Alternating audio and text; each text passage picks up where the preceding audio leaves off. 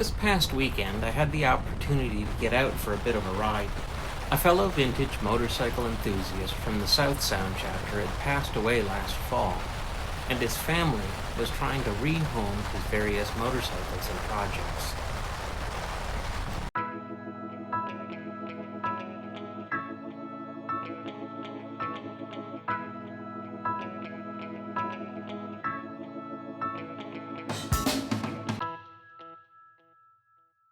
I didn't know the deceased personally, so I wasn't sure what sort of collection he had, or if I would find anything I needed. But it was a beautiful spring morning for a ride, so I was on my way to Tacoma. Alright, so we are here, and we're gonna see what we've got. Out of respect, I decided not to film more of the sale than this initial walk up. But the first thing that grabbed my eye, front and center at the top of the driveway, was a Honda Interceptor. If you've watched my other videos, you'll know I just got one of these running and I'm getting it ready to get back on the road.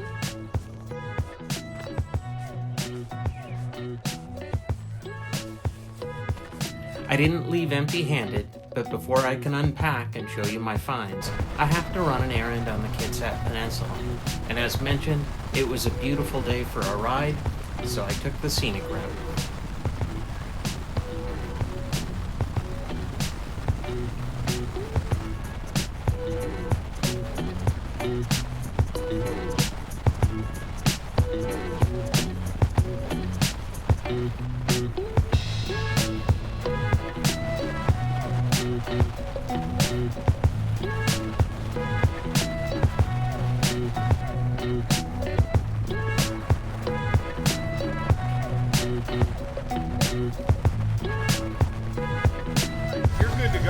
Cool. Thank you.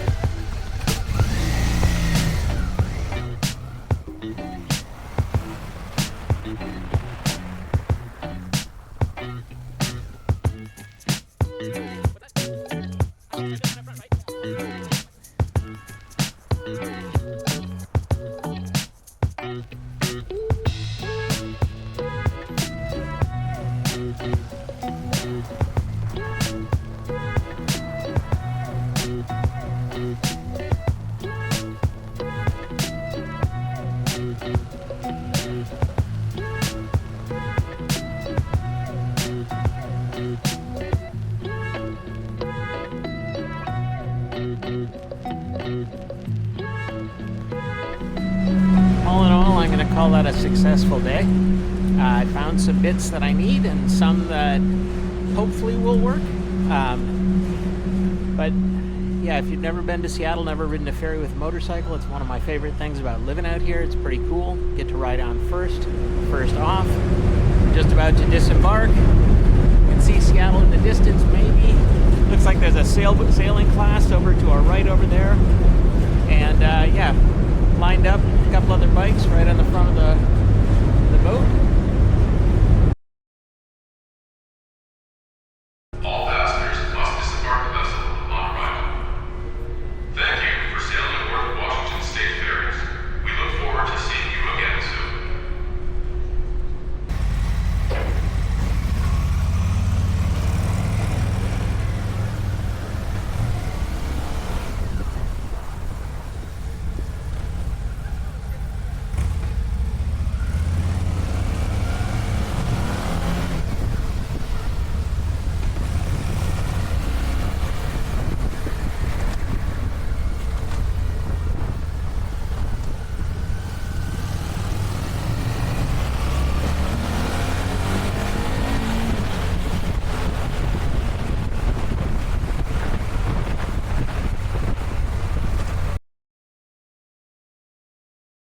So let me show you what I scored at the estate. I'll start with this stuff that doesn't really fit into the main two categories. There's some gaskets. These, I believe, are reed valve gaskets.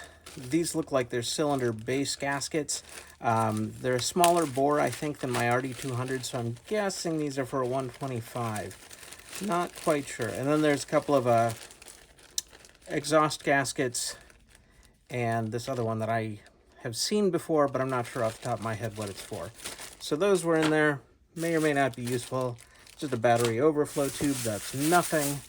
There is a chain that appears to be used but in good condition with a new master link.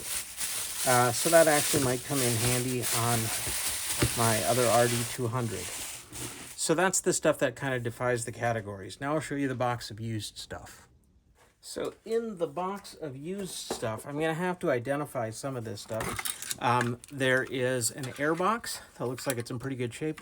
This one says it is from a 72 Yamaha CS3. That looks like it's in pretty good shape. Heavy for an airbox. But that's got some value, I'm sure. There is this instrument cluster, which I think may be from an RD350 or RD400. I know my 200 has a smaller speed, no trip, and a higher red line. But I think this matches what the 350 or the 400 had. I'm gonna have to look into it. It has a working ignition, although the key does look a little crusty. And it could use a little bit of a cleanup. I'm gonna probably try and clean this one up and sell it and see if there's, see if I can find it a good home. Underneath that, I have a mystery cable. And I think this might be a front brake cable because I know the tach and the throttle, and yeah, I think this might be a front brake cable, but I'm not 100% sure. There is a wiring harness that is labeled as a 74 Yamaha 350. There is a good-looking front brake lever. It's got to be brake, right? I think so. This, they let me pick free off one of the interceptors. I need this for the interceptor project I'm working on, so I was excited to see that there were multiple interceptors, and they just let me have that, so that's cool. There is a flasher relay that I can't quite tell if it's been used. It's in really good shape, but does kind of look used. I don't know, it's hard to say. It might have just been out. But those things can be valuable. There are a couple of boots that I think go with that airbox, just judging by the angle. So probably for that CS3. I'm not really sure what that is. These are, they go on the top of the forks and they're for mounting your turn signals. Those are in great shape. My RD, they are black, but whatever model this was, they were chrome. Just a tiny bit of surface rust on the inside. Then we've got multiple rear turn signals. Some bumps, not perfect. This one's really good. Really good. This one's really good too. I don't see any imperfections. And I think these are original, not repop. This one's got a few bumps, so this was probably a pair, and those look like they might be the replacements. This other front one, it's got a few imperfections too, but it's in really good shape overall. And then a couple of fork ears. Based on the orange color, yeah, I'm not 100% sure which colors went to what ears. Yeah, not sure. So maybe somebody can tell me what those are and if they want them. So that does it for the used box. Although possibly these might be NOS. Hard to say. They're in really good shape if they're used. Let me go show you the other box. So this is the other box, and it has some exciting things in here. A lot of the stuff I think is repop that came from Yombits. Yombits is a well-known website, so we've got some foot peg levers. We've got some miscellaneous hoses. Not 100% sure where those hoses go, but I know I couldn't find those when I was working on my RD before, and they should be interchangeable. This is a shift boot or shift lever rubber, a battery strap, This one, I believe, pops onto the top of the crankcase. These actually have a Yamaha part numbers. These are Yamaha throttle or handlebar grips, excuse me. So that's cool. Then we've got a control cable, which I think might be a clutch cable. Not 100% sure. I'll have to look up this part number. But this says it's made in Japan. Not from Yamaha, it's from whoever TSK is, but it did come from Yambits as well. Let's see. Got a Yambits clamp. Some bits for the rear brake lever arm. Another one of those hoses. Some more foot peg rubbers. Those are awesome. Got another hose. Main fuse holder. The tack cable.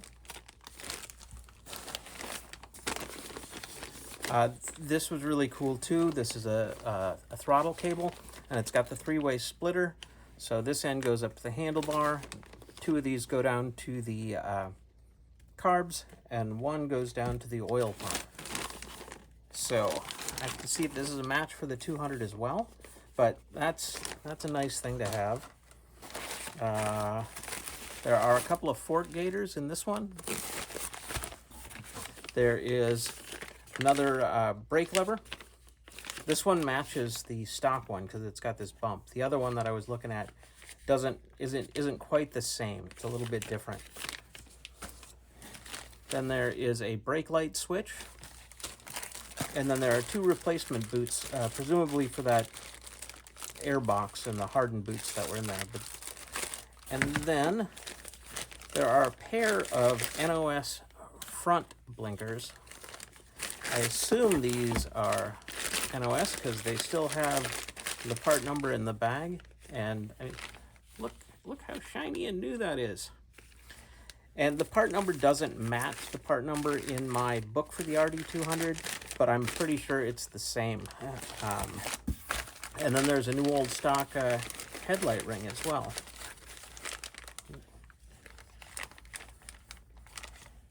So it feels like it might have just a bit of age on it. But very cool stuff. I'm hoping that some of this stuff is going to be useful for my project, and that I can move on the stuff that doesn't quite match my needs, and I can use that to fund some of my project. But anyway, all in all, a very successful outing. Cheers. So work is continuing on the Interceptor, and I have lots of other projects in the wings. So go ahead and hit that subscribe button, give me a like or a comment, and if you really want to help the channel, use the Buy Me a Coffee link in the description. Let's keep those old bikes running.